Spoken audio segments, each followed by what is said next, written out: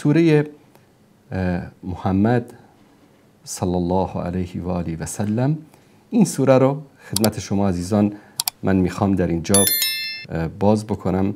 دوستان عزیز اگر که میتونید این رو به خاطر اینکه به آنچه که هدف ماست برسیم و نکته خیلی مهمی رو میخوام خدمت شما در اینجا بیان بکنم که قانونی در اسلام وجود دارد جز سنت های الهی است، قانون استبدال. قانون استبدال شاید حالا نشیده باشید. الله سبحانه و تعالی قانون بزرگی داره به نام قانون استبدال، یعنی قانون عوض کردن، تبدیل کردن. بیاید این قانون رو در سوره محمد صلی الله علیه و آله و سلم با هم ببینیم. از اینجا شروع میشه. الله متعال میفرماید ان الذين كفروا، کسانی که کافر شدن، و صدوا عن سبیل الله و شاقوا الرسول من بعد ما تبین لهم الهدى، کسانی که کافر شدن و صد عن سبیل الله انجام دادن، یعنی در راه دعوت و توحید و قرآن و سنت صد واقع شدن و چیکار کردن؟ با پیامبر مخالفت ورزیدن. بعد از اینکه الله سبحانه و تعالی هدایت رو برای اونها آشکار کرده بود، لن یضر الله شیئا، به الله سبحانه و تعالی ضرری نمیرسد. همه سعودی فاسق و فاجر بشه مگه به الله ضرری میرسانه؟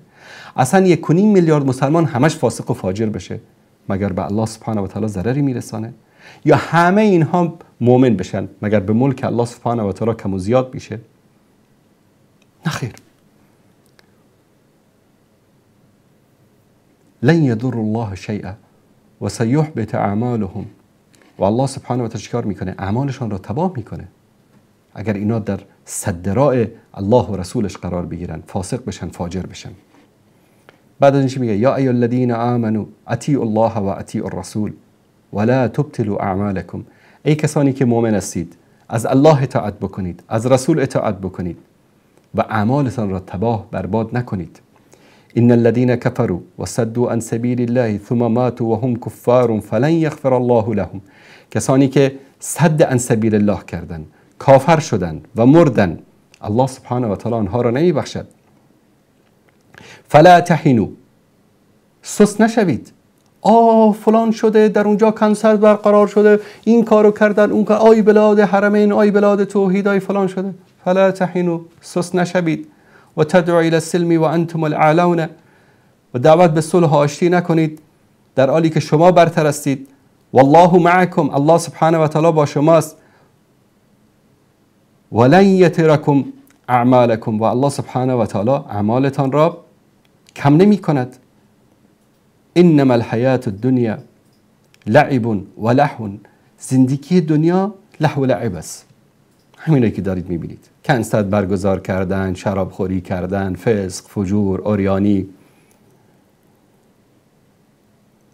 و این تؤمنوا و تتقوا یؤتکم اجورکم ولا یسألکم اموالکم، و اگر شما چیکار بکنید؟ ایمان بیاورید، تقوا و پرهیزگاری بکنید، الله سبحانه و تعالی پاداشهای شما را خواهد داد و از اموال شما نمیطلبد، یعنی شما پول نمیگیره در مقابل این پاداشهایی که به شما داره میده.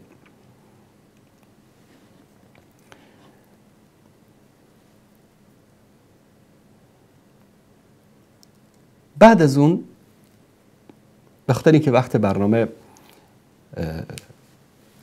تقریبا 1 ساعتش گذشته، میایم سر اصل مطلب که در اینجا است. انتم اولایی تدعون لتنفقوا فی سبیل الله، آگاه باشید شما همان کسانی هستید که برای انفاق در راه الله سبحانه و تعالی فراخوانده میشوید. فی سبیل الله.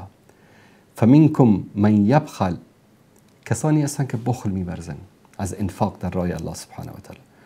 و من یبخل فانما یبخل عن نفسه، و کسی که بخل می‌ورزد بر خویشتن بخل ورزیده است. الله سبحانه و تعالی نیازی بر او ندارد. والله غنی و انتم الفقراء، و خدا غنی است، بی نیاز است، شما هستید که فقیر هستین. و این تولوا، و اگر شما روی بگردانید از الله سبحانه و تعالی، از دین الله روی بگردانید، یستبدل قوما غیرکم، الله سبحانه و تعالی قوم دیگری رو به جای شما برمیگزیند. ثم لا یکونوا امثالکم. بعد از اون این قومی که الله سبحانه و تعالی به جای شمایی که از دین رویگردان شدید، از قرآن رویگردان شدید، از توحید رویگردان شدید، الله سبحانه و تعالی قوم دیگری رو چیکار میکنه؟ تبدیل میکنه، عوض میکنه، شما رو از بین میبره، قوم دیگری رو میاره، شما رو خوار و ذلیل میکنه به اون قوم دیگری که به الله سبحانه و تعالی نزدیک هستن، اطاعت از الله و رسول میکنه، با اونا عزت میده، شرف میده، ملک میده، پادشاهی میده، قدرت میده، عزت میده، شرف میده، شما رو خوار میکنه، ذلیل میکنه، بدبخت میکنه. شما اگر به طرف فسق و فجور و کانسرت و فلان این چیزا روی آوردید و از اون مقام و منزلتی که الله سبحانه و تعالی داده بود قدرش رو ندونستید، الله سبحانه و تعالی شما رو از بین میبره و قوم دیگری رو میاره. ثم لا یکونوا امثالکم. بعد اونا مثل شما نیستن. این از قانون استبدال من بهش میگم. قانون استبدال، قانون عوض کردن. الله سبحانه و تعالی عوض میکنه، امتها رو عوض میکنه. ما در تاریخ خیلی امتهایی رو داشتیم که الله سبحانه و تعالی اونها رو عوض کرد. بنی امیه آمدن بعد از خلفای راشدین، غیرت دین داشتن، خدمت کردن، فتوحات کردن، خداوند بهشون عزت داد، پادشاهی داد. یک سر لشکرشون در پاریس بود، یک سر لشکرشون در آفریقا بود، تا چین رفته بودن، این ور آسیا رو همه رو گرفته بودن، تا آسیای میانه، همه این مناطق رو، هند، چین، همه جا.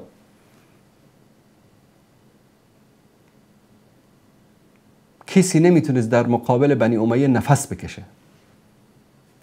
روزی که به طرف فسق و فجور و فحشا روی آوردن، روزی که به طرف قومگرایی و عربگرایی روی آوردن، الله سبحانه و تعالی بنی امیه رو نام و نشانش رو گم کرد از کره زمین.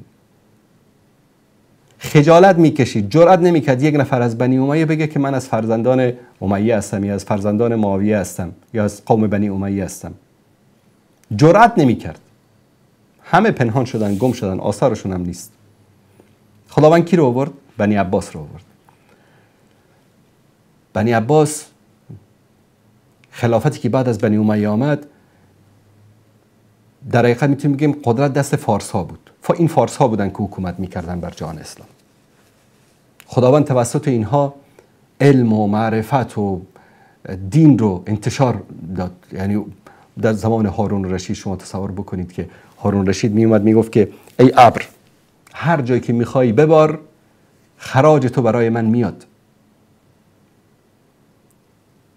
به دنیا حکومت میکردن، اما روزی که با روافض یکی شدن، روزی که با دشمنان دین یکی شدن، روزی که مسائل قومی و مذهبی و انحرافی در بینشون رشد کرد، الله سبحانه و تعالی خوار و ذلیلشون کرد. مغول‌ها آمدن گلم همشون رو جمع کردن. امروز با یکی از علما صحبت میکردم، بهم گفت ببین امروز وضعیت امت اسلامی رو مقایسه کن با زمانی که مغول‌ها حمله کردن به سرزمین‌های اسلامی. کسی مسلمانی جرئت نداشت بگه من مسلمانم، سرشو بلند بکنه. در روایت ها میگن که یک زن مغولی بدون سلاح 10 تا 12 تا مرد مسلمان رو جمع میکرد، میگفت اینجا وایستین تا من بیام.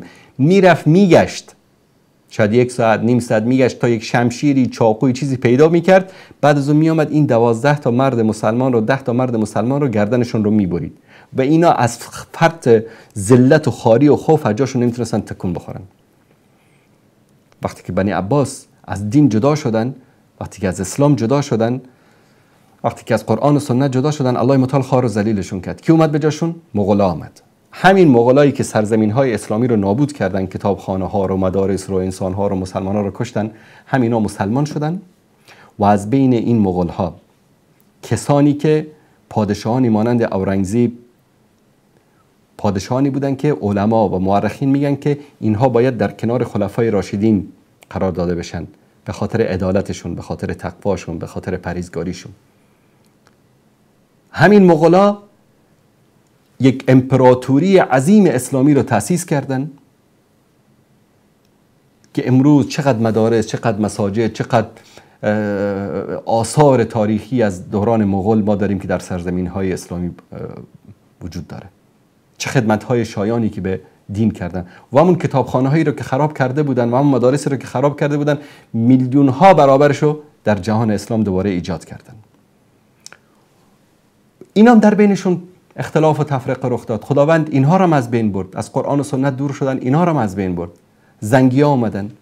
سلطان نورالدین زنگی، یکی از بزرگترین پادشاهان زنگی، کسی که نورالدین زنگی رو در کنار خلفای راشدین میگن بنویسید، به خاطر عدالتش، به خاطر تقواش، به خاطر پرهیزگاریش، فاتح بیت المقدس که در زمان او صلاح الدین ایوبی بیت المقدس رو فتح کرد.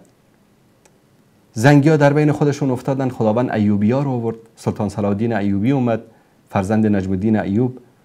ایوبی های کردها اومدن بر جهان اسلام سالها حکومت کردن، تا وقتی که پایبند قرآن و سنت بودن بر جهان حکومت کردن. بعد از اون ازبک ها اومدن، همین سلجوقی ها و نمیدونم خوارزمشاهی ها، اینا کیا هستن؟ غزنویان و اینا ازبک ها هستن. همین سلسله سبب از بین رفتنشون چی است؟ تا موقعی که پرچم توحید رو بلند کردن، پرچم لا اله الا الله رو بلند کردن، پرچم اسلام رو بلند کردن، جهان اسلام در کنارشون ایستاد، خداوند بهشون عزت داد، شرف داد، مکانت داد، پادشاهی داد، سلطه داد، بر دنیا حکومت کردن. وقتی که از این دور شدن، خداوند خوار و ذلیلشون کرد.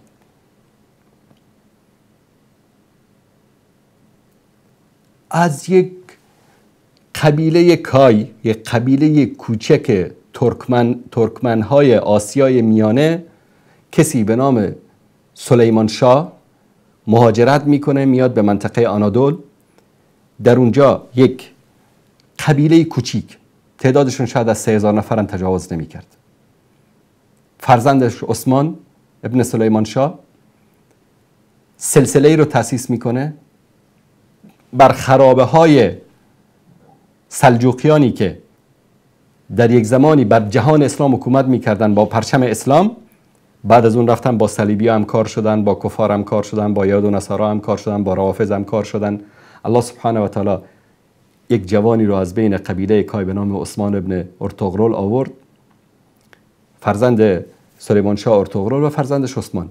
یک جوانی اومد، یک قیامی کرد، یواش یواش یواش میبینیم که کل سرزمین آنادول رو میگیره، به یک امپراتوری اسلامی رو تأسیس میکنه که در زمان سلطان سلیمان قانونی بیش از 25 میلیون کیلومتر مربع مساحت این سرزمین است.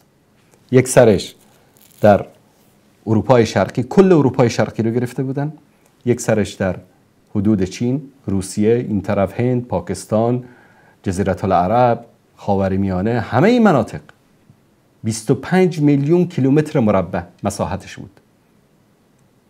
در زمان یائوز سلطان سلیم خلافت اسلامی رو به سلطان سلیم اول دادن. بعد از اون سلاطین عثمانی می‌بینین لقب خلیفه مسلمین رو میگیرن. تا وقتی که پرچم توحید رو، پرچم اسلام رو بلند کردن، کل جهان اسلام در کنارشون ایستاد. تا زمان سلطان عبدالحمید کل جهان اسلام قلبا و قالبا در کنارشون ایستادن. اما وقتی که شعار قومیت رو سر دادن، وقتی که شعار دوری از دین رو سر دادن، همه جهان اسلام ترکشون کردن، محدود شدن در یک کشوری که امروز به اسم ترکیه ما میشناسیم. همینایی که یک زمانی پرچمشون از یک طرف در آسیای میانه بود، از یک طرف در آفریقا بود، از یک طرف در مکه و مدینه بود، امروز در یک کشور کوچکی به اسم ترکیه جمع شدن و همه این انجازاتی رو که داشتن در جهان اسلام از دست دادن، چون این اسلام بود که به اینها این مکانت و این جایگاه رو داده بود. و امروز هر گروهی در اندلس، مثلا همین مسیحیای اندلسی که یک زمان مسیحی بودن، بت پرست بودن، شما تصور بکنید در سال یک بار غسل میکردن مردم اروپا، در سال یک بار، فکر کنم در ماه جون یا جولای است، سال یک بار غسل میکردن. اسلام به این سرزمین، در اندلس، در غرناطه، در قرطبه، در اینجا، در اشبیلیا، در اینجا یک تمدنی رو اسلام ساخت که به این مردم یاد داد که روزانه باید غسل بکنن. اولین دانشگاه های اسلامی، امرای انگلستان و آلمان و فرانسه و اینا میومدن در دانشگاه های اسلامی که در غرناطه بود، در اشبیلیا بود، در اندلس بود، در اونجا میومدن درس میخواندن. این عزت و شرف و سربلندی رو کی بهشون داده بود؟ اسلام داده بود. روزی که از اسلام دور شدن، خداوند گلمشون رو جمع کرد، آثاری ازشون نماند. امروز مردم قصر الحمرا رو میرن در اسپانیا میبینن که 1400 سال پیش، 1300 سال پیش این قصر در اونجا ساخته شده. خانه هایی رو که در غرناطه است، در اشبیلیا است، در اونجا میرن میبینن که 1300 سال حمام ها و نمیدونم مدارس و دانشگاهایی که 1000 سال پیش، 1100 سال پیش، 1200 سال پیش در اونجا ساخته شده. اون رو میرن میبینن، تعجب میکنن 1000 سال پیش اسلام همچین یک تمدنی داشته؟ بله داشته، تا وقتی که متمسک به اسلام بودن. وقتی اسلام رو رها کردن، الله سبحانه و تعالی خار و ذلیلشون کرد. پس اگر امروز هر امتی که الله سبحانه و تعالی دیروز برای اونها به خاطر خدمت به دین، خدمت به حرمین، خدمت به قرآن، خدمت به سنت، خدمت به توحید، الله سبحانه و تعالی بهشون عزت داد، شرف داد، مکانت داد، اگر امروز دور بشن، الله سبحانه و تعالی همونطوری که در این آیه کریمه خدمت شما ذکر کردم، و این تولوا یستبدل قوما غیرکم، اگر که اینها روی گردان شوند از دین الله سبحانه و تعالی، الله تبدیل میکند، عوض میکند این قوم را با قوم دیگری، ثم لا یکون امثالکم، بعد داره طعنه میزنه بهشون، بعد مثل شما خار و ذلیل نخواهند بود، بلکه با قرآن و سنت الله سبحانه و تعالی به اونها عزت خواهد داد. کی هستید شما که امروز میاید ادعا میکنید نه الله سبحانه و تعالی یستبدل قوما غیرکم، الله سبحانه و تعالی عوضتون میکنه، از دین جدا شدید، از خدا و پیغمبر جدا شدید، الله سبحانه و تعالی میزنه، چنان زدن میکنه که دیگه ذکری ازتون در تاریخ نمیشه. کجا اون سلسله ها و پادشاهی ها، امپراتوری هایی که صدها سال حکومت کردن کجا شدن؟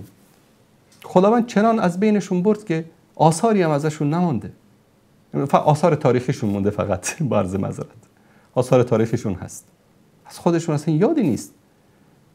چون این سنت استبدال الهی برای قومی که به جنگ با الله و رسولش برخیزند، به جنگ با توحید و یکتاپرستی برخیزند، این قانون است، یستبدل قوما غیرکم. بعد طعنه بهشون میزنه، کنایه بهشون میگه که ثم لا یکونوا امثالکم، بعد مثل شما نخواهند بود، مثل شما خار و ذلیل نخواهند بود.